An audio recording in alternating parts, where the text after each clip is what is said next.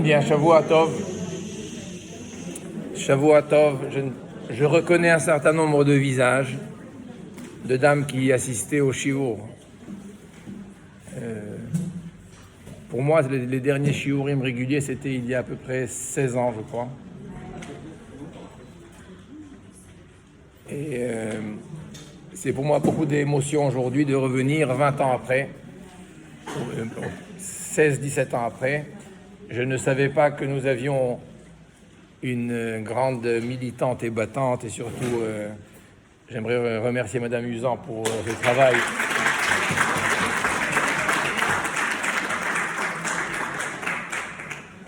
Cette ténacité exceptionnelle de maintenir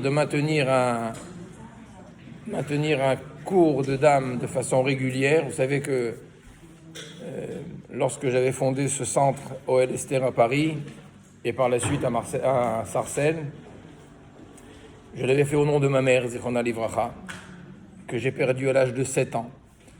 Et je voudrais juste vous donner une petite nouvelle, c'est qu'il y a 3 ans, lorsque on a commémoré le 50e anniversaire de son départ, eh bien, j'ai été au Maroc pour ramener ma mère en Eretz Israël, et depuis, elle est en Eretz Israël, à côté de mon père Zichrono Livracha, et mon frère aussi, qui malheureusement est tombé à la guerre du Liban en 83. Donc c'était une réunion de la famille, et savoir que dans certains endroits, comme à Paris, comme à Marseille, comme à Sarcelles, et même à Créteil ou à Montréal, il y a des centres OL Esther, eh bien c'est quelque part un réconfort pour moi de savoir que, bon, voilà, il y a des mitzvot qui se font, et il y a de l'étude de la Torah qui se fait, et il n'y a pas mieux que l'étude de la Torah pour l'élévation de l'âme et pour la mémoire d'un défunt. Je voulais vous remercier d'abord de continuer à être assidus, et remercier toutes celles qui font l'effort de maintenir cette flamme de l'étude ici à Sarcelles, bien que ce soit de plus en plus difficile selon ce que l'on me dit. Alors le thème qui avait été choisi pour aujourd'hui était celui du foyer, lieu de sauvegarde du peuple juif. Et je voudrais peut-être, comme mon habitude, m'inspirer un petit peu de la paracha de la semaine pour en parler. Mais avant, juste vous dire que je ne suis pas tellement d'accord avec la notion de foyer. Vous savez que le foyer en général, qui désigne la maison, le toit que l'on a au-dessus de notre tête, ce lieu de vie d'une famille, le foyer, son origine est en fait le foyer, qui veut dire aussi le feu. Alors, désigner une maison avec un terme de foyer qui rappelle le feu, c'est pas, à mes yeux, c'est pas tout à fait convenable. Je ne sais pas si vous le savez, mais même la notion de foyer fiscal est prise de cette idée du feu. Lorsqu'à l'époque, le législateur voulait savoir qui sont les maisons assujetties à l'impôt, c'était les maisons riches, les maisons dans lesquelles il y avait des cheminées, il y avait du feu, là où il y avait les moyens de se chauffer. Et comment est-ce qu'on savait qui était le foyer fiscal? On levait les yeux vers le ciel. Si on voyait de la fumée sortir de cette maison, c'est qu'ici, il y a des gens aisés qui ont les moyens de se chauffer. Ça devenait un foyer fiscal. Alors le feu a deux sens un petit peu contradictoires. D'un côté, il peut être dévastateur. Et il peut détruire, regardez ce qui se passe en Australie aujourd'hui. Des milliards d'animaux sont morts. Le feu peut dévaster. Et le feu, d'un autre côté, peut réchauffer. Le feu peut être à l'origine d'une énergie bienfaisante. Ça réchauffe un univers, un lieu. C'est ce que l'on utilise pour faire sa cuisson, pour faire ses plats, etc. Le feu est bénéfique, mais il peut être destructeur. Alors on va essayer de parler de cette ferveur qui doit régner dans un foyer, pour que le foyer soit assez solide, pour que de l'intérieur, il puisse y avoir une construction interne qui va influer sur l'extérieur. Le peuple juif est plein de petites maisons. Matovu ohalecha Yaakov, les maisons de Yaakov sont toutes ont toutes une particularité et chacune va développer en son sein quelque chose de précis que seulement lui est capable de faire, lui est capable de mettre en place. Et c'est cette harmonie de l'ensemble des maisons d'Israël qui font le peuple d'Israël. Ça a un impact effectivement sur l'extérieur lorsqu'il y a une bonne construction à l'intérieur. Alors je voudrais essayer de voir avec vous peut-être un certain nombre de choses qui font que de l'intérieur, il peut y avoir un impact sur l'extérieur. Et ça, quand je dis l'extérieur, ce n'est pas le monde environnant qui nous intéresse, mais l'extérieur, c'est la communauté, l'extérieur, c'est le peuple juif. Comment est-ce que l'intériorité peut avoir une influence sur l'extériorité? En effet, dans la paracha de la semaine, il y a un certain nombre de choses que je voudrais peut-être évoquer pour essayer d'illustrer mon propos. Mais en premier, dans une maison dans laquelle il y a une recherche de vérité, dans une maison dans laquelle il y a un certain nombre de valeurs sûres, solides, stables, c'est une maison à partir de laquelle il peut régner tout d'abord une certaine harmonie qui sera de nature aussi à influer sur l'extérieur. Beaucoup confondent les valeurs et beaucoup se focalisent sur un certain domaine qui, à mes yeux, est une fausse route lorsqu'on veut en tous les cas fonder ce lieu de ferveur, ce foyer, ce lieu de ferveur, d'où une ferveur et une flamme et une envie de construire quelque chose doit émaner.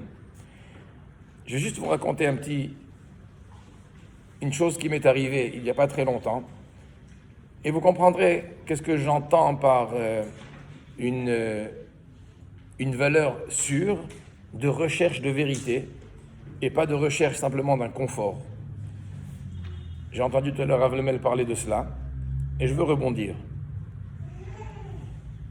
Depuis un certain nombre d'années, nous avons monté à Marseille un centre de jeunes. Un centre de jeunes qui brasse des centaines et des centaines de jeunes étudiants, ceux qui sont le plus vulnérables par rapport à l'assimilation.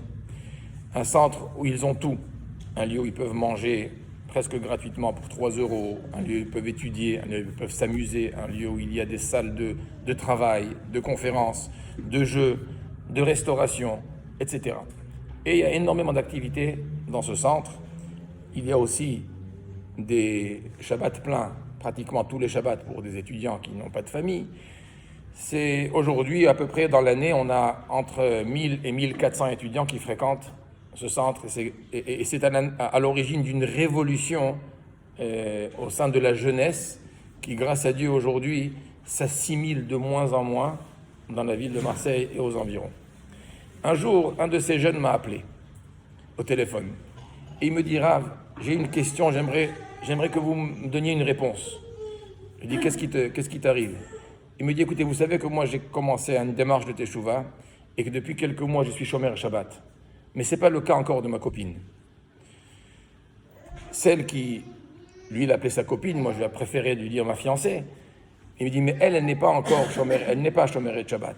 Mais on a convenu entre nous qu'elle me respectait et que moi aussi je la respectais. Mais voilà qu'un vendredi soir, alors qu'elle sait que je ne réponds pas au téléphone, elle m'appelle. Et mon téléphone était posé sur le buffet de la maison et je vois que c'est son nom qui apparaît. Donc je n'ai pas répondu. J'étais étonné qu'elle m'appelle, alors sachant que je ne répondais pas au téléphone. Mais elle a appelé une deuxième fois et je n'ai pas répondu. Quand elle a appelé une troisième fois, je me suis dit qu'il y a quelque chose d'important, voire de grave. Je ne savais pas si j'avais le droit ou pas. J'ai pris le téléphone, j'ai répondu. En effet, il me dit j'avais raison. Elle me dit viens vite à tel endroit, à tel carrefour, je viens de faire un accident grave. Il y a les pompiers qui sont là, c'était vendredi soir. Ils veulent me prendre, mais je ne veux pas partir seul, il faut que tu viennes. Et j'ai pris ma voiture, il me dit je suis arrivé. Et à peine elle me voit, elle me dit regarde le miracle, regarde ce miracle. La voiture était totalement fracassée, mais quand je dis fracassée, ça veut dire il restait presque rien. Il me dit, les pompiers m'ont sorti presque saine. Regarde, j'ai à peine quelques égratignures, etc. Regarde le miracle qui m'est arrivé. Et donc, de là, on va à l'hôpital, etc. Le lendemain, je viens lui rendre visite. Effectivement, dans les analyses, il n'y avait aucune séquelle, aucun problème, sauf va dire, sauf de la carrosserie, on va dire. Et là, je lui dis, tu sais, mon Rav, il m'a enseigné que lorsqu'un miracle nous est octroyé du ciel, alors on doit faire une Seouda Todaya. On doit faire une Seouda pour remercier le ciel, remercier Hachem pour son bienfait. Alors je pense que ça serait l'occasion que l'on fasse, et si tu veux, je vais t'aider, je vais faire, on va réunir. Et là, il me dira, j'ai pas compris. Elle me dit, attends, tu vas pas commencer. Tu vas pas commencer à m'embobiner et à exploiter le malheur qui m'est arrivé pour m'amener vers ta religion. Je lui dis, mais attends, hier tu m'as dit, bah alors ça peut pas arriver combien de gens font des accidents et grâce à Dieu il leur arrive rien? Eh ben moi aussi. Ne commence pas à exploiter cette affaire pour m'amener vers toi. Il me dira, je comprends pas. Hier elle m'a dit miracle. Et le lendemain elle me dit hasard. Est-ce que vous pouvez m'expliquer? Je lui ai dit, moi je peux pas t'expliquer. Mais je peux te dire ce qui a marqué, c'était la paracha de la semaine, c'était paracha de Beau. Et il y a un des commentateurs qui s'appelle le Akedat Yitzhak, Rabbi Yitzhak Arama, un Kadmon.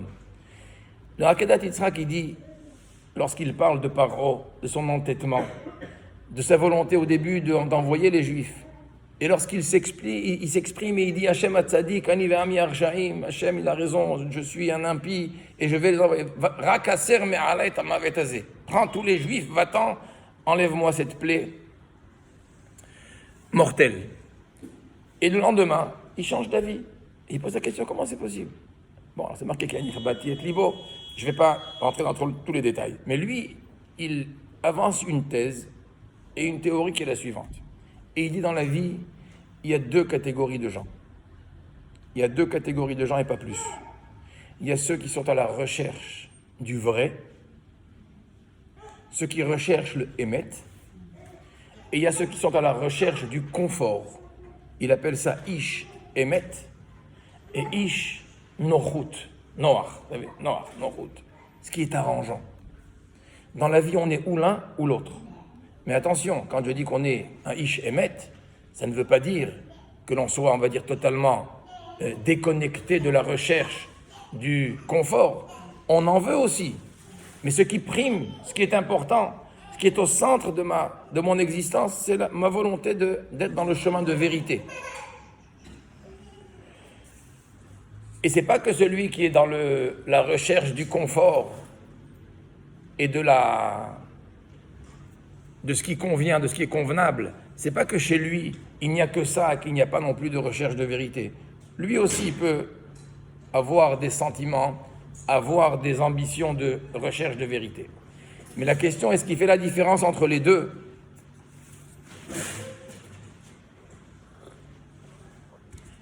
La différence entre les deux, c'est que se passe-t-il lorsqu'un individu rencontre la vérité de façon éclatante face à ses yeux?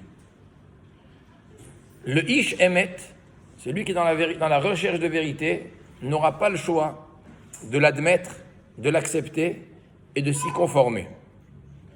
Le Ish Nochut, celui qui cherche le confort dans sa vie, et uniquement cela, lui, il verra la vérité, mais quand il va se rendre compte que cette vérité implique un certain dérangement dans le confort habituel auquel je suis habitué,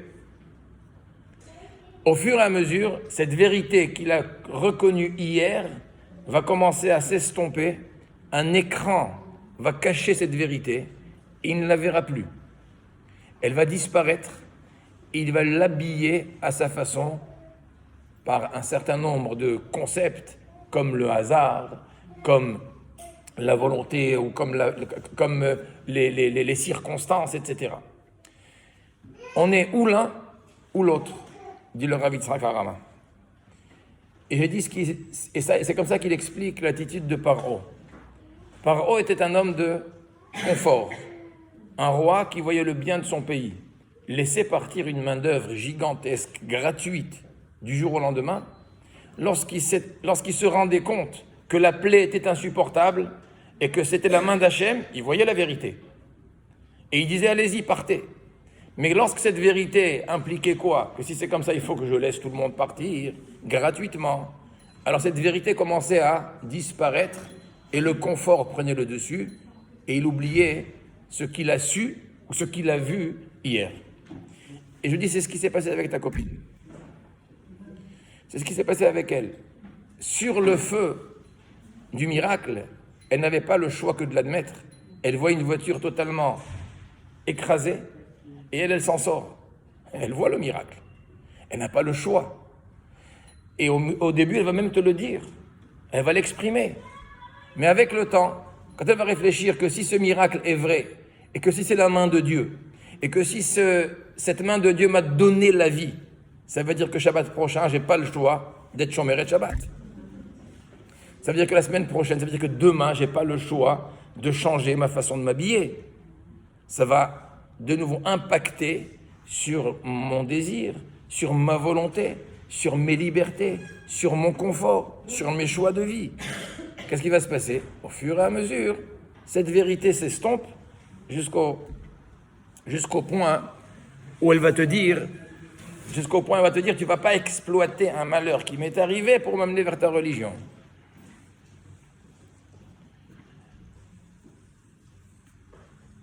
Je vous donne cette anecdote juste pour vous dire quelle doit être l'attitude de l'être de vérité. L'être du vrai est capable de se surpasser et de faire des sacrifices sur le plan de son confort personnel ou sur le plan peut-être de son ascension sociale, parce que jamais un confort personnel, une ascension sociale ou un rang quelconque ne peut remplacer ce qui est vrai. Ce qui est vrai est et restera la réalité et la vérité. Je ne peux pas la monnayer par une convenance personnelle. Et quand dans un foyer, dans une maison je veux dire, il y a cette recherche du vrai, alors il faut savoir que c'est ce qui transpire, c'est ce qui se ressent à l'intérieur, et c'est ce que les enfants captent comme message de façon évidente. Lorsqu'ils savent que le papa et la maman sont tellement vrais qu'ils sont capables de faire des sacrifices parfois financiers pour leur éducation, faire des sacrifices de temps pour aller consacrer un temps pour aller étudier pour une femme alors qu'elle a beaucoup d'autres charges à la maison, ou pour que le mari puisse sortir tous les soirs pour aller à son shiur, dafyomi ou autre. Et on sacrifie peut-être un temps où l'on pourrait se détendre, où l'on pourrait faire autre chose. Parce qu'il y a une vérité, et bien c'est quelque chose qui construit pas seulement l'individu, qui construit pas seulement le couple, mais qui transpire et construit aussi la maison. Et quand une maison est construite, elle impacte aussi sur le voisin. Parce que lorsqu'un bonheur est ressenti dans un lieu, tout le monde veut l'imiter. Tout le monde veut le ressentir. Cette notion, on la trouve dans la paracha de la semaine, et je voudrais vous donner quelques notions dont le Midrash nous rappelle les faits. Dans la paracha de la semaine, alors que Yaakov Avinu s'apprête à quitter ce monde, il appelle Yosef pour lui promettre de ne pas l'enterrer en Égypte, mais de le ramener en Eretz Israël. Je reviendrai là-dessus parce qu'il y a un passage qui est interpellant, qui est étonnant en tous les cas, dans la façon dont il s'adresse à Yosef et dans les sujets qu'il évoque lorsqu'il lui dit « Ne me laisse pas en Égypte, amène-moi en Israël ».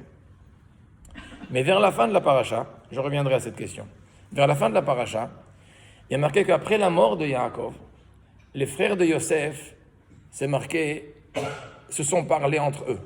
Et ils ont dit, Lou yistemenu Yosef, ve'ashev yashiv lanu, et kol hara'a asher gamalnu oto. Si peut-être que Yosef maintenant va vouloir nous rendre à la monnaie du tout le mal que nous lui avons fait. Et peut-être que maintenant que notre père n'est plus là, ce sera plus facile et plus simple pour lui. Donc qu'est-ce qu'ils font? Ils s'organisent et ils viennent chez Yosef. Et ils lui disent, Avicha tziva lifnei moto lemor. Ton père nous a demandé de te dire, avant de mourir, Anna, sana pesha avde Eloi avicha, ki ra'a gemalucha. Anna sana le pesha avde. s'il te plaît, il nous a dit de te transmettre, s'il te plaît, pardonne, oublie la faute de tes frères. Ils t'ont fait du mal, mais je te demande de leur pardonner. Et ils insistent. Et c'est marqué que Vayef ki Yosef bedaberam imam. Yosef va pleurer lorsqu'il les entend parler. Il a dit, comment? Vous me soupçonnez d'une chose pareille, après tout le bien que je vous ai fait? Au contraire, non seulement vous ne m'avez pas fait du mal, mais finalement, si je suis arrivé ici, c'était pour le bien. Les man, qu'il est michyash lachani elokim lifnechem, c'est pour vous nourrir, et pour nourrir tout un pays, toute la qu'Hachem m'a envoyé ici, c'était pour le bien. Al tiraou, n'ayez aucune crainte, il les rassure, installez-vous dans le meilleur de l'Égypte, etc. Mais la question qui se pose, comment cette pensée est arrivée à l'esprit des frères de Yosef? Pourquoi pensait-il que Yosef leur voudrait du mal après la mort de Yaakov? Pourtant, il avait agi que de façon favorable envers eux. Il leur a donné les meilleures terres, les meilleures places. Ils étaient à sa charge. Qu'est-ce qui a fait qu'ils ont commencé à le soupçonner? Le Midrash dit la chose suivante, c'est que lorsqu'ils revenaient d'Israël après avoir enterré Yaakov, ils sont repassés par l'endroit du puits dans lequel les frères avaient jeté Yosef. Et Yosef, à ce moment-là, s'est retiré, a repéré l'endroit, s'est retiré, il a quitté ses frères, il est parti vers le puits, et il est resté un certain temps là-bas. Et là, ils se sont dit, qu'est-ce qu'il est en train de fomenter, de cogiter dans sa tête? Il regardait à l'intérieur, etc. Certainement, il est en train de se rappeler ce que nous avons fait, le danger dans lequel nous l'avons mis, etc. Et peut-être qu'il va nous en vouloir. C'était la première chose. Dit le Midrash encore, c'est que lorsque Yosef, du vivant de Yaakov en Égypte, avait l'habitude de réunir ses frères et de les inviter, entre guillemets, au sein du palais royal lui-même, là où il était, dans son palais. Et ils étaient presque habitués de sa maison et de sa table. Et voilà que depuis la mort de Yaakov, ils n'ont plus été invités. Certes, Yosef s'occupait de leur bien-être là où ils étaient, mais il les a plus jamais appelés à venir chez lui. Et donc ils se sont dit, ça veut dire qu'il ne le faisait que parce qu'il y avait le Père. Et maintenant, ces vrais sentiments à notre égard sont en train de se réveiller. C'est ce qui a marqué. Mais en fait, Chazal disent que Yosef, pourquoi est-ce qu'il a été voir le puits? C'est pas pour cogiter dans sa tête et se rappeler du mal. C'est parce que là, comme j'ai dit tout à l'heure dans l'histoire, la halakha, elle dit quand il nous arrive un miracle sur un lieu quelconque, eh bien il convient à chaque fois qu'on repasse sur ces lieux de faire une beracha baruch she'asali nes bamakom hazeh, bénir Hachem en disant merci Hachem de m'avoir prodigué un miracle ici sur ces lieux. À chaque fois qu'on passe dans un carrefour où on a peut-être eu un accident, on a échappé à quelque chose de grave, il faut faire cette beracha baruch she'asali nes bamakom hazeh. C'est la raison pour laquelle Yosef s'était attardé à côté du puits. Et pourquoi il ne les avait pas invités non plus chez lui après la mort de Yaakov? Parce que Yosef s'est dit que tant que mon père vivait et il était présent, c'était facile d'inviter tout le monde. Yaakov était à la tête et c'est lui qui gérait la façon dont les uns et les autres étaient installés à table, étaient assis. Il me mettait à sa droite s'il voulait, il mettait Yehuda à sa gauche s'il le voulait, tantôt il mettait Réhouven à sa gauche, et c'est lui qui organisait les choses. Mais maintenant qu'il n'est plus là, si je les amène, si je les fais venir et je m'assois moi à la tête de la table, qu'est-ce qu'ils vont dire? Ça y est, il recommence encore ce sentiment de supériorité. Or, je suis le roi, je ne peux pas faire autrement. Et si je mets à ma droite Yehuda, Réhouven va dire comment se fait-il qu'il sème de la jalousie encore une fois entre nous. Et si je mets Réhouven, c'est Yehuda qui va rouspéter. Donc, il s'est préoccupé de leur prodiguer tout le bien-être là où ils étaient pour éviter de créer des tensions inutiles. Ça, c'était l'intention de Yosef. Et comment ça a été interprété par les frères? De façon tout à fait différente. C'était pas ça du tout que Yosef est parti faire sur le puits. Et c'était pas ça du tout l'idée de les avoir éloignés du palais royal. Donc on lui a prêté des attentions qui n'existaient même pas. Et nos maîtres disent, c'est ça ce qui est à l'origine, au sein d'une maison, parfois, le fait d'un déséquilibre total d'une maison. Un manque de communication, un manque d'échange. On ne parle pas, on ne dit pas les choses. Et puisqu'on ne se dit pas les choses, on se fait des idées, parfois tout à fait tordues, tout à fait à côté de ce que l'autre a voulu dire ou a voulu faire, totalement. Je vois que ça vous fait rire. On en a parlé de ça avant? Non.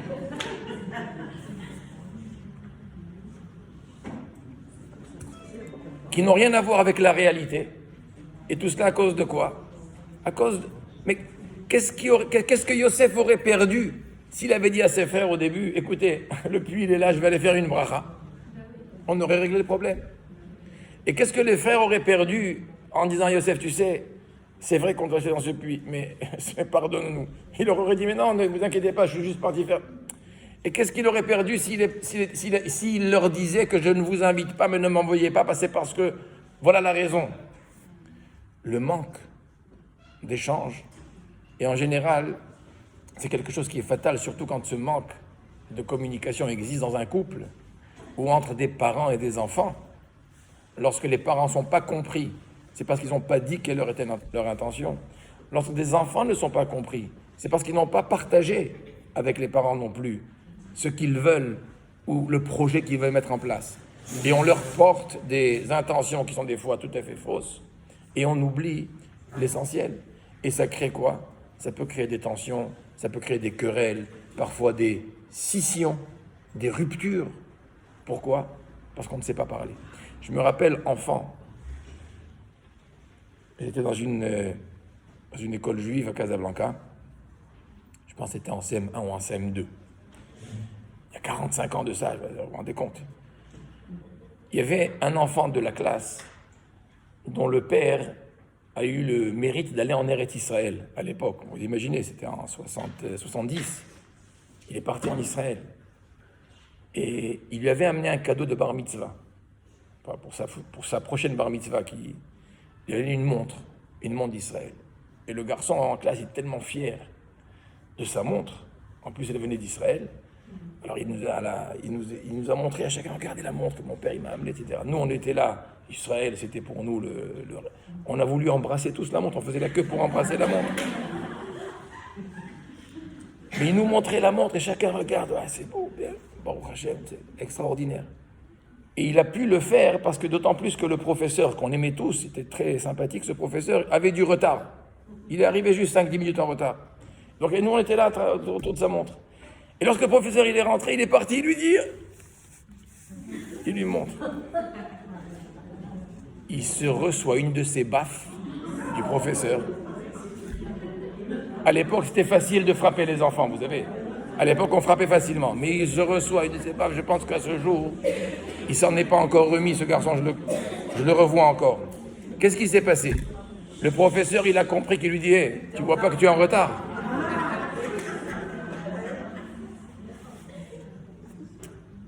Une parole, un mot.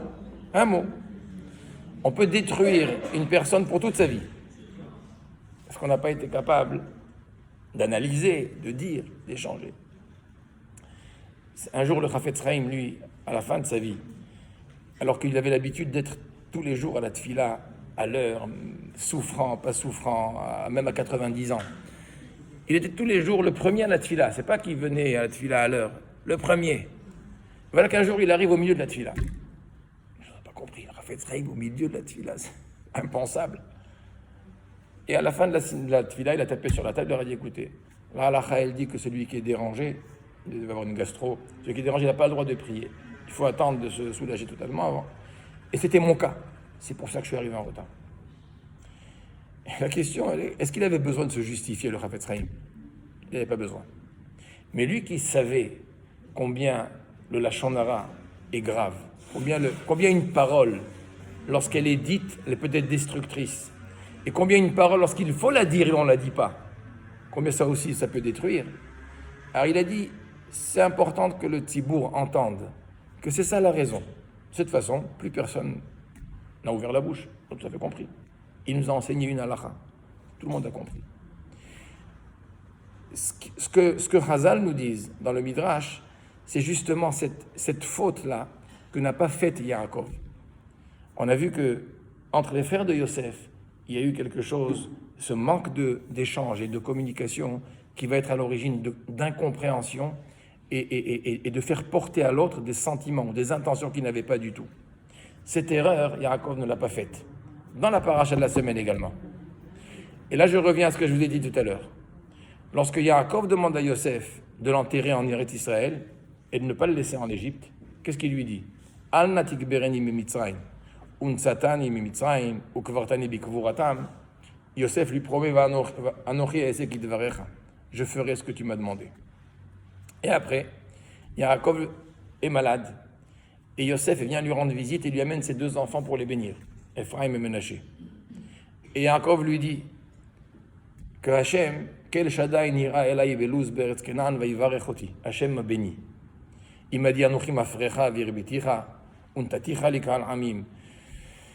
Il m'a promis la terre d'Eretz Israël, etc. Il lui raconte aussi Va'ani et moi, bevo'i mi padan meta alai Rachel baderech be'od kivrat eretz lavo Efrata vaikbere Hasham bederech Efrat hi bet lachem. Yaakov lui raconte, moi en sortant de Padan, après Lavan, pour retourner en Eretz Israël, Rachel est morte dans le chemin, ta maman. Bederech Efrat, sur le chemin de la ville d'Efrat. Et je l'ai enterrée là-bas. Vaek Bere Hacham, Bederech Efrat, à côté de Bethléem. Toutes les fois, je me demande, Rachi regardait sur le place, il demande, mais qu'est-ce que cette affaire a comme intérêt maintenant lorsqu'il veut bénir les enfants de Yosef? Il va quitter ce monde. Qu'est-ce qu'il lui raconte maintenant, ce qu'il a fait avec sa mère lorsqu'elle est morte? Yosef a amené ses enfants pour les bénir et il lui raconte Ephrat, Bethléem. Qu'est-ce qu'il dit Rachi? Rachi dit que Yaakov Avinu a voulu apaiser Yosef. Et il lui dit, je te demande de me prendre d'Égypte pour m'amener jusqu'à Hebron, en Eretz Israël, à Meharat HaMachpelah. Yodea ani dit Rashi, sheyesh lecha belibcha alai. Je sais que dans ton cœur, peut-être que tu m'en veux. Tu m'en veux parce que moi, je n'ai pas fait la même chose pour ta mère. On était sur le chemin d'Ephrat, pas loin de Bethléem, juste à côté. Et pourtant, je l'ai enterré en route. Et c'est pas qu'il neigeait. C'est pas qu'il pleuvait, non. Tout allait bien. J'aurais pu l'amener au moins à Bethléem. Bethléem, c'est pas loin de Hebron. J'aurais pu l'enterrer à Meharat HaMachpelah, je ne l'ai pas fait. Et moi, je te demande de m'amener depuis l'Égypte jusqu'en Eretz Israël. Peut-être que tu as gardé quelque chose dans ton cœur contre moi. Et tu ne l'as jamais exprimé. Mais je dois t'expliquer que c'est la volonté divine. La prophétie m'avait dit qu'il fallait que je l'enterre ici. C'est pas que je l'ai fait par paresse. Je l'ai fait parce que c'était comme ça qu'Hachem voulait. Vous connaissez l'histoire, vous savez ce qui a marqué dans le Navi Yirmiyahu, Kol berama nishma nehi bechit amrurim Rachel mevakar lebanea. Le verset qui parle de Rachel, qui est enterrée justement à la porte, lorsque Nebuzaradan, le chef des armées de Nebuchadnezzar, a fait exiler tous les Juifs d'Eretz Israël. Tous les Juifs sont passés par Bethléem. Ils sont passés par Kvurat Rachel. Et c'est là où c'est marqué Rachel Mevakar al-Banea. Rachel pleurait pour tous ses enfants qui quittaient. Et tous les Avot, Avraham, Yitzhak et Yaakov sont venus prier devant Hachem. Tu laisses tes enfants partir. Quelle est la garantie qu'ils reviennent un jour en Eretz Israël? Hachem n'a promis à personne le retour des Juifs en Eretz Israël. Il l'a promis à qui? Pourquoi? Pourquoi il a promis à Rachel? Parce que Rachel, elle a dit, c'est vrai que tes enfants, ils ont été exilés parce qu'ils ne méritaient plus. C'est vrai que tes enfants ont été exilés parce qu'ils ont changé. Ils t'ont changé en adorant peut-être d'autres divinités. Ils ont introduit chez eux ce qu'on appelle tsaratra, ton rival, d'autres dieux, d'autres idéologies. Ils se sont assimilés. L'idéologie de la matérialité, de l'argent, du confort dont on a parlé tout à l'heure. D'autres idéologies qui sont venues remplacer la vérité de Hémet. Et alors, pardonne-leur, demande Rachel à Hachem. Est-ce que moi, je n'ai pas pardonné à ma sœur? Je n'ai pas fait rentrer chez moi ma rivale, et non seulement je l'ai accepté, mais en plus j'ai contribué, j'ai participé, je me suis privé, j'étais prêt à me priver moi d'être la femme de Yaakov, parce que rien ne lui garantissait qu'après que Yaakov ait épousé Léa, qu'un jour il épouserait Rachel. J'ai rentré ma rivale chez moi. Non seulement je n'ai rien dit, mais en plus, j'ai participé, j'ai contribué. Alors toi aussi, Hachem, pardonne. Et qu'est-ce qu'il dit Hachem? Min kolech, mi bechi, ve'enaich min dima. Cesse de pleurer. Yesh sachar lifroulater. Ça veut dire que la récompense à ce que tu as fait est effective. Et c'est grâce à toi. Veshavu meretzoyev. Tous les enfants d'Israël, exilés dans tous les pays du monde, reviendront un jour en Eretz par ton mérite. C'est pour ça, dit Yaakov, que j'ai enterré Rachel là-bas. C'était la volonté divine. Ça veut dire que Yaakov nous a aussi enseigné dans cette paracha, quoi? Tu as un secret dans ton cœur. Tu as quelque chose, mais que ton fils peut-être ne comprendra pas. Il te portera des intentions qui n'étaient pas les tiennes, peut-être mauvaises. Qu'est-ce que tu perds de dire les choses? Explique, il comprendra. Tu n'as pas besoin de garder des choses qui vont être... Parce qu'il y a un inyan de ne pas, entre guillemets, être reprochable, même pas par les humains. Il faut être naki me Hachem, selon Chazal, il faut être naki aux yeux de Dieu, mais il faut être propre aussi aux yeux des autres, aux yeux des humains. D'ailleurs, tout ce qu'on fait le Daf Yomi maintenant, c'est bon, Hachem, un élan extraordinaire. Tout à l'heure, il y aura le grand Siyum du Daf Yomi. Qu'est-ce que le Daf Yomi dit il y a quelques jours? Qu'est-ce qu'il dit là-bas? La Gemara elle dit dans Brachot, pour 3 raisons, on n'entre pas dans une ruine. Il ne faut pas pénétrer dans une ruine. Vous voyez une ruine, une maison en ruine, ne rentrez pas dedans. La Gemara dit pourquoi? 3 raisons. D'abord, si c'est une ruine, c'est bancal. Ça peut être dangereux, il peut y avoir un éboulement. Deuxièmement, il y a la Gemara Bipnei Amazikim. On parlait de la ruine à l'époque, c'était en Babylonie. Mazikim, c'est les... Qu'est-ce que c'est les Mazikim? Les mauvais esprits. On les appelait au Maroc les Jnoun. Vous connaissez? D'accord? Et la 3e raison que la Gemara elle donne, c'est Mipnei Achashad. C'est à cause du soupçon. Et il ne faut pas que l'on vous soupçonne. Quel est le soupçon? Un homme qui rentre là-bas, qu'est-ce qu'il a à faire dans une ruine? Peut-être qu'il y a une prostituée qui l'attend là-bas. Ouais. Il n'a pas le droit de se faire soupçonner. Pnei Hachad.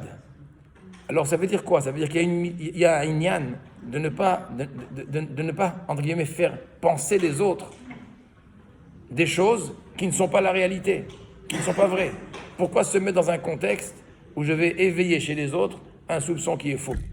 Pourquoi je vais faire quelque chose qui risque d'être interprété par l'autre de façon erronée, comme mon intention n'était pas? Alors dis la chose, fais. C'est ce qui a marqué dans la paracha. Je pense que ces exemples nous donnent une idée de la façon dont une harmonie doit régner au sein de la famille. Ça ne veut pas dire qu'on doit toujours être d'accord avec son mari, avec sa femme, toujours être d'accord avec ses enfants, avec ses voisins. On peut avoir des différends.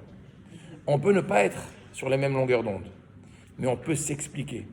On doit se le dire. On ne doit pas laisser une personne imaginer que je lui en veux sur le plan personnel. Je peux ne pas être d'accord sur le plan idéologique.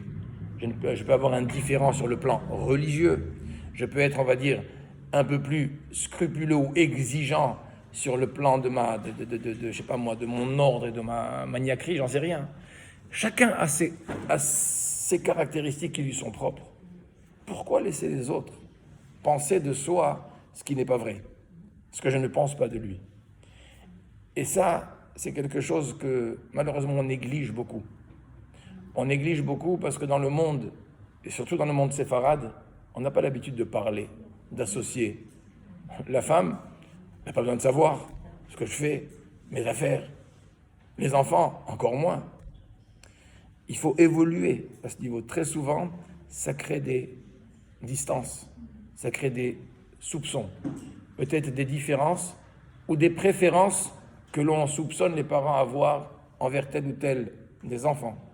Non, il faut dire, il faut expliquer, il faut exprimer. Et ça fait qu'une harmonie de famille transforme une famille comme une famille unie. Une famille qui est unie, elle est sereine. Celle qui est sereine est harmonieuse. Celle qui est harmonieuse impacte pas seulement en son intérieur, mais aussi à l'extérieur. Et c'est un des enseignements que l'on voit dans la paracha de la semaine. Je ne sais pas combien de temps il me reste. C'est terminé? Quelle heure est-il? Un quart d'heure, on peut? D'accord.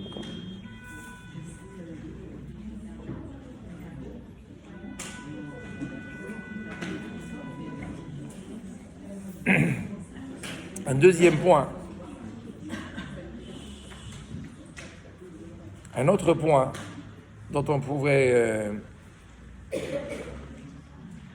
on va dire, s'inspirer justement de la paracha de la semaine, c'est quand au début de la paracha, Yaakov demande à Yosef, comme je vous l'ai dit, de l'enterrer en Égypte. Ça veut dire que Yaakov prévoit sa mort. Et il a même un testament à transmettre à Yosef. Et juste avant la mort, Yaakov va dire à Yosef, Hine anochi met, voilà que je vais partir. Met veut dire mourir. Voilà que je vais mourir. Et donc, n'oublie pas ta promesse de me prendre et de m'enterrer en Égypte. Ce qui est curieux, c'est que lorsque vous ouvrez la Gemara dans le traité Ta'anit, ça se trouve à la page 5, la Gemara elle dit là-bas que Amar Rabbi Yochanan, Yaakov Avinu Lomet. Yaakov, notre patriarche, n'est pas mort. Il n'est pas mort. Alors, la Gemara lui dit, mais on a objecté Rabbi Yochanan en lui disant, comment tu dis qu'il n'est pas mort? C'est marqué dans la paracha, c'est marqué dans le pasouk. Comment sont déroulées ses obsèques? Et la Gemara dit, Bichdé savdou savdaya, Bichdé chantou chantaya, Bichdé kavrou kavraya. Est-ce que c'était du cinéma lorsqu'on a fait l'éloge funèbre de Yaakov? Est-ce que c'était du théâtre lorsqu'on l'a embaumé? Comme c'est marqué que Yosef a demandé que l'on embaume Yaakov. Et c'était quoi? C'était aussi un coup de publicité lorsqu'on est parti l'amener à Meharat Marpella et qu'on l'a enterré. C'est marqué qu'on l'a enterré avec Abraham et Yitzhak. Qu'est-ce que tu racontes? Yaakov Lomet. Le pasuk nous le dit. Et lui il répond, non. Ani Mikra, Ani Doresh. Il y a un pasuk dans le Navi qui dit Altira Avdi Yaakov. Hachem dit à Yaakov Avinu, n'aie aucune crainte pour tes enfants, etc. Ki Moshiam ve'etzaracha. Il y a marqué là-bas dans le pasuk que Yaakov Avinu et sa descendance sont mis au même niveau. Et lui dit, moi j'entends de là que si Yaakov et sa descendance vont être ramenés, ça veut dire que Mazarao Bachaim, Afu Bachaim. Si sa descendance est vivante, lui aussi il l'est. Autrement, le verset ne les aurait pas mis à pied d'égalité. Alors cette réponse de la Gemara, bien sûr, nécessite d'être interprétée parce que tout ça c'est beau, le passouk dans le prophète. Mais Yaakov a dit Anochimet. Il a dit à Yosef, je meurs. Voilà, n'oublie pas, tu me prends. Lui, il proclame, je meurs. Alors comment tu peux dire Yaakov Lomet? On a l'habitude de dire que tzadikim bemitatam kruim chaim. Les tzadikim, après leur mort, sont toujours vivants. Et on dit même plus que les rechaim bechayehem les Rechaim de leur vivant, Kruim Metim, s'appellent morts. Il faut comprendre. À titre d'exemple, je ne sais pas si vous le savez, mais nous qui sommes dans les yeshivot, dans les baté midrash, dans les maisons d'études, je ne sais pas si dans le monde juif, il y a une personne qui vit plus que Rav Ovadia Yosef. Aujourd'hui, où il n'est plus de ce monde, je ne sais pas s'il y a une personne qui est plus vivante que Rav Ovadia Yosef. Quel bête midrash au monde, quel lieu, quelle synagogue au monde où on n'évoque pas ces enseignements, ces halachot. On considère que le tzaddik, après sa disparition, reste vivant. Il reste vivant parce qu'on le continue à le faire vivre. Mais ce n'est pas de ça que je veux vous parler. C'est une notion qui existe et c'est vrai. Le Baal HaTurim, dans la paracha de la semaine, il dit que si Yaakov a dit Anochi met, je meurs, c'est pas en contradiction avec la Gemara qui dit qu'il n'est pas mort. Yaakov l'a dit pour une raison autre que la réalité. Le Passouk n'a jamais dit que Yaakov est mort. Il y a marqué Vayigva, Vayasef el Amav. Il n'y a pas marqué Vayamot. Il est mort. C'est pas marqué. Et quand Yaakov dit je vais mourir, en fait c'était pour une autre raison. Parce que le Baal HaTurim dit il y a 3 personnages dans la Bible qui ont dit Anochi met. Yaakov, dans la paracha, Moshe Rabbeinu, il va dire Hine Anochi met, Vekam ha'am hazeh vezana hare Elohei nechar haaretz. Il a dit lui aussi je vais mourir. Et qui encore? Non. Qui a dit Anochi met? Rachel, c'est marqué Meta. La Torah relate sa mort. Mais qui a dit? Qui est-ce qui s'est exprimé en disant je meurs? Je vais mourir? Yosef. Yosef aussi dans la fin de la paracha de Vayechi, hier, on l'a lu, il a dit à ses frères, voilà, je vais mourir, vous aussi, Pakod Yifkod Elokim Etrem, lorsqu'Hachem vous fera sortir d'Égypte, ne m'oubliez pas, Veha'alitem et Atzmotai Mizeitechem. Vous prendrez mes ossements avec vous, n'est-ce pas? Il a dit Anochi met. Et dit le Baal HaTurim, puisque ces 3 l'ont dit, Yaakov qui lui n'est pas mort, Yaakov qui lui n'est pas mort, a été obligé de le dire à Yosef, Anochi met, parce qu'autrement, ça voudrait dire quoi? Ça voudrait dire qu'il serait plus grand que Moshe, qui lui a dit Anochi met. Et Yaakov ne veut pas avoir, chas v'shalom, la prétention d'être plus grand que Moshe, et donc il le dit lui aussi, même si la mort ne l'a pas touché. Il va dire lui aussi Anochi met. Et Yosef va dire aussi, parce que son père l'a dit, et pour ne pas que il soit considéré comme plus grand que son père. C'est ce que dit le Baal HaTurim. Ça veut dire que des fois, il convient, même dans la famille, Yaakov envers Yosef, il convient de se réduire, de se rapetissir, de se faire plus petit pour que l'autre ne soit pas humilié. Des fois, il convient de se dégrader soi-même pour ne pas porter du tort à un autre membre. Vous vous rappelez cette histoire du Gaon de Vilna, qui avait toujours invités le Shabbat, et un de ses invités qui devait être très fatigué avait renversé la moitié du verre de vin sur la table, qui avait une belle tache rouge. Le Gaon de Vilna a fait semblant de ne pas regarder. Mais il dit à son fils, mais alors tu m'as pas dit qu'est-ce que tu as appris dans la paracha de la semaine? Et il a renversé le sien, il a fait une plus grande tâche. Il dit, oh, cette table elle doit être bancale aujourd'hui, qu'est-ce qui se passe? Pour ne pas que l'autre soit gêné. Se réduire soi-même pour ne pas que l'autre ait ce sentiment.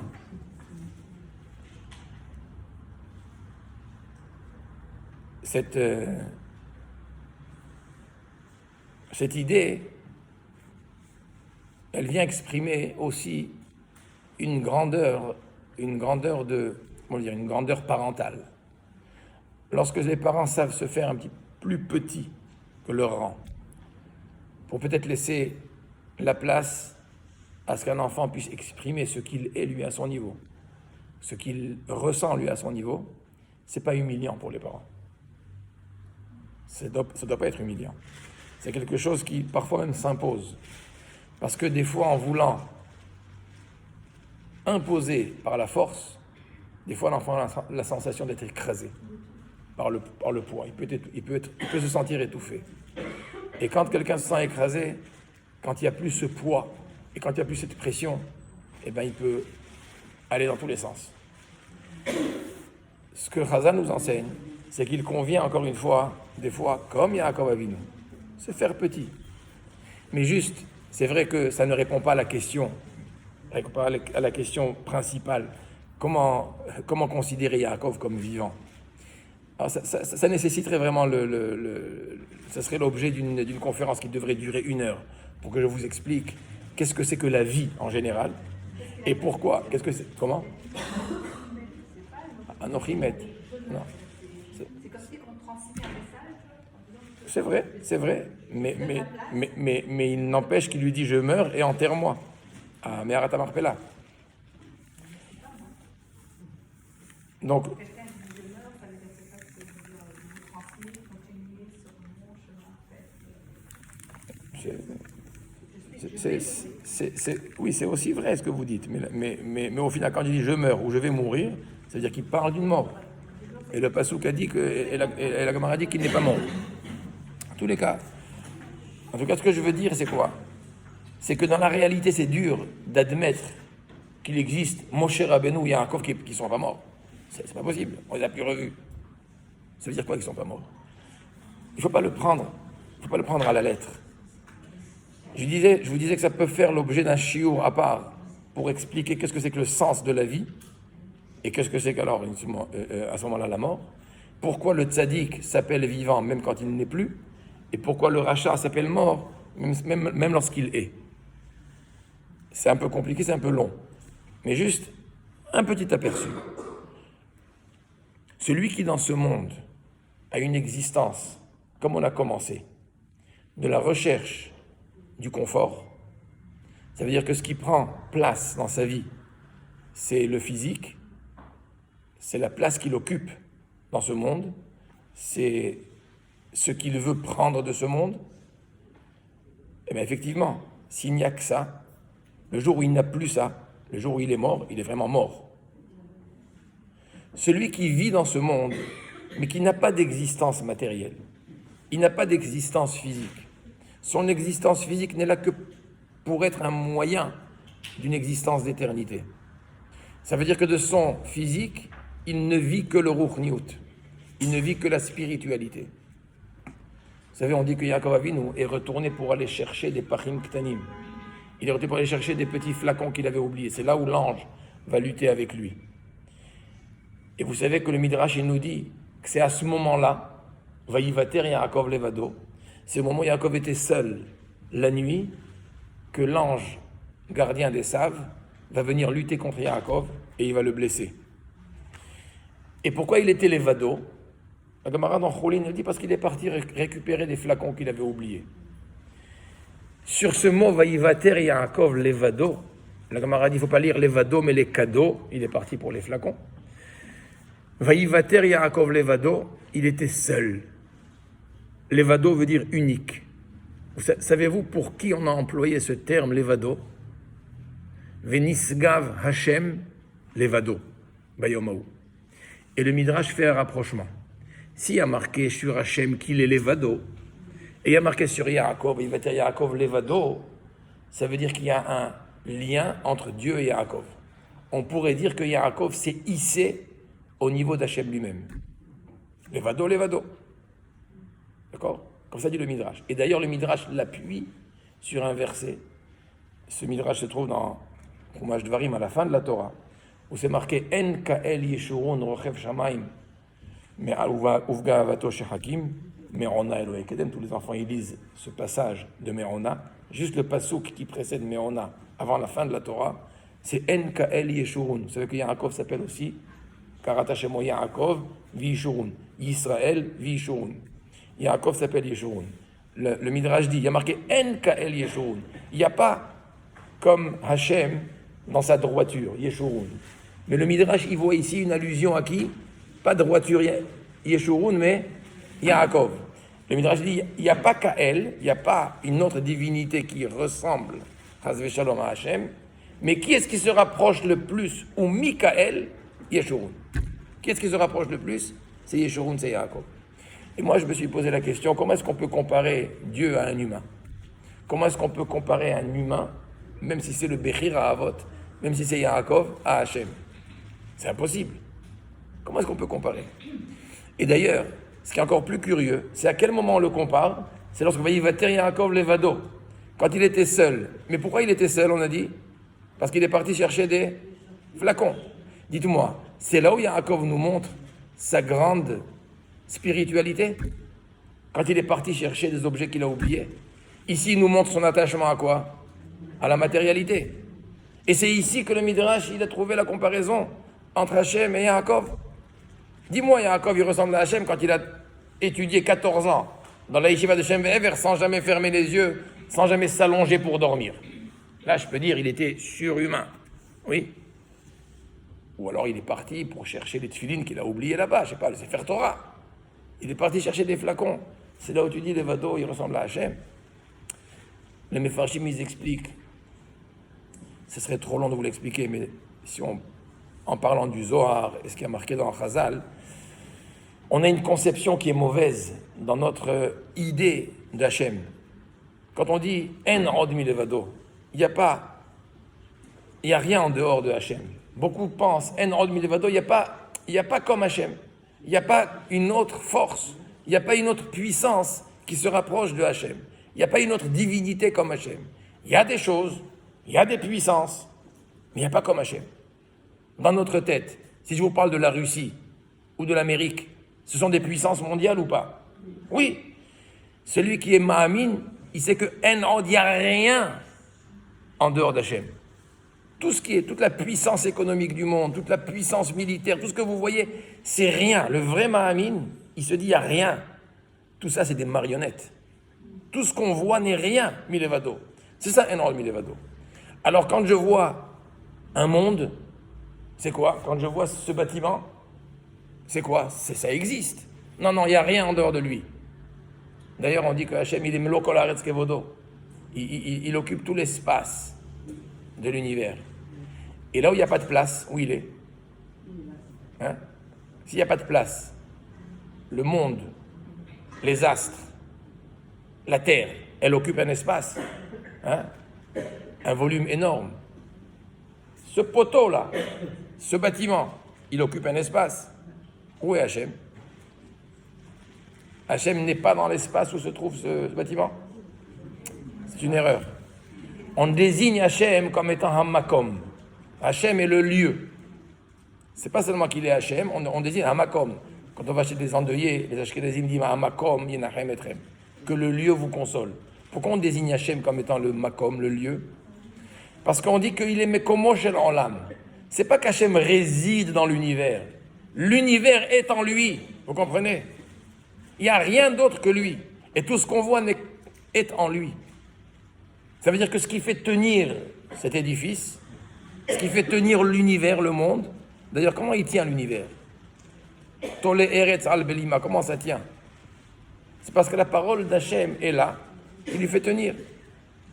Je dis toujours en hébreu, Davar, qui veut dire la chose, et Dibour, qui veut dire la parole, c'est la même racine, Davar, Dibour, la parole et la chose. Le monde que vous voyez qui est la chose physique, ne tient que par le Dibour, ne tient que par la volonté d'Hachem, par la parole. Hu Amar Vayehi. C'est parce qu'il dit que la chose est là. La parole d'Hachem tient tout. C'est ce qu'on dit dans la Tefila tous les matins. Ve'ata mechayet kulam. Toi, Hachem, tu donnes vie à tout. C'est pas seulement tu donnes vie à ceux qui vivent et ceux qui marchent. C'est qu'il est à l'origine de tout. Il n'y a rien d'autre en dehors de lui. Ça, c'est le vrai Ma'amin. C'est qui a une vraie Emouna. Alors dites-moi, vous êtes capable de voir Hachem dans ce bâtiment? On est capable de voir Hachem dans la matérialité? Là où il y a une mer, on voit Hachem. Là où il y a l'océan, là où il y a des montagnes, on voit Hachem. Et non. Eh bien, il y a ceux qui sont capables de voir le Hata, la Nekuda, la parole d'Hachem dans tout ce qui existe. Yaakov Avinu, quand il est parti chercher les Pachim, c'est la Gemara, elle dit, le Zohar, il dit que c'est là où il a atteint le niveau le plus élevé de spiritualité, parce que pour lui, il n'y avait plus de séparation entre le monde matériel et le monde spirituel. C'est la même chose. Toute la matérialité n'est là que pour le spirituel. Et je ne vois dans l'objet que Hachem. Je ne vois rien d'autre. Alors c'est normal que si Hachem me l'a donné, je ne peux pas laisser tomber. Il est parti les récupérer. C'est pour ça que le Midrash, il dit, c'est là où... Quand on dit Yaakov Lomet, c'est ça le pirouche. Il n'est pas mort, ça veut dire quoi? Ça veut dire sa vie matérielle n'est rien. Il n'est pas mort parce qu'il n'a jamais vécu physiquement. Il n'a jamais vécu matériellement. Il était toujours dans d'autres sphères. Alors il n'est pas mort, c'est vrai. Mais celui qui dans sa vie n'a que sa table, n'a que sa chambre, n'a que ses biens, n'a que son compte en banque, et c'est tout ça ce qu'il a, effectivement quand il part, il meurt. Il meurt parce qu'il se sépare d'un monde matériel auquel il était attaché. Quand il n'y a aucune différence entre le matériel et le spirituel, alors la personne n'est pas morte. Chacun peut atteindre ce stade. C'est très dur d'arriver au stade de Yaakov Avinu. Mais combien c'est facile de se détacher au fur et à mesure avec le temps des choses matérielles. Oui, on est à la recherche d'un confort. Oui, on veut un meilleur salon, on veut une meilleure voiture, une meilleure maison, on veut un meilleur espace, on veut un meilleur quartier, on veut plus Sarcelles, on veut Neuilly, on veut plein de choses. D'accord, c'est vrai. Mais ça, c'est que le décor dans lequel je vais évoluer, dans lequel je vais progresser, dans lequel je vais grandir. Alors plus on est capable de se détacher un peu de cette existence matérielle pour essayer de rapprocher un petit peu le ciel vers nous, ou se hisser un petit peu vers le ciel, plus on adopte l'attitude de Yaakov Avinu qui se rapprochait, qui ressemblait à Hachem. Moi je pense que dans un intérieur où il y a cette ambition, alors il y a un rejaillissement à l'extérieur qui fait que on est admiré, on veut nous imiter. Et c'est ça ce qui fait que le Klal Israël, dans son ensemble, progresse. Pourquoi il y a des Baalei Tchouva? Pourquoi il y a des gens qui se rapprochent? C'est parce qu'il y a ceux qui les ont inspirés, c'est parce qu'il y a ceux qui ont donné l'exemple, il y a ceux qui ont montré par leur détachement de l'intérêt personnel, détachement du confort personnel pour l'autre, pour la vérité, pour la recherche de vérité, qui fait que des gens se rapprochent. Et c'est comme ça que l'intérieur peut avoir l'influence sur l'extérieur. J'aurais pu continuer encore une petite heure sur ce sujet, mais je sais que l'heure est déjà arrivée. Je voudrais juste vous souhaiter et vous dire d'abord que j'étais très heureux. Je suis très heureux d'être là. Ça me rappelle ces bons souvenirs. Malheureusement, c'est pas évident. C'est difficile. Mais je vous promets qu'à chaque fois, au moins une fois dans l'année, vous faites une petite fête. Bli Neder, on s'organise et je serai là. En tous les cas, merci beaucoup.